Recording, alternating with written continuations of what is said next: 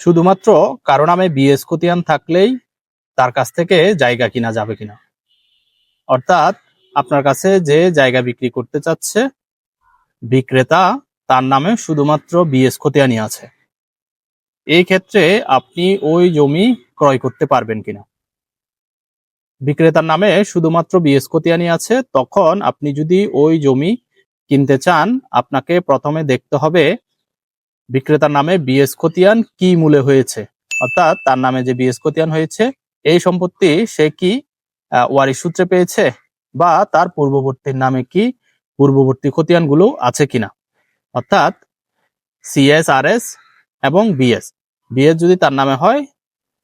তখন আপনি দেখবেন সিএস এবং আরএস কার নামে আছে, অর্থাৎ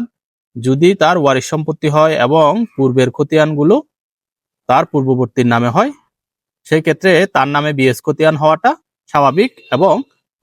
শুদ্ধ। এই ক্ষেত্রে আপনি ওই বিএস খতিয়ান মূল্যে তার কাছ থেকে জায়গাটি কিনতে পারবেন।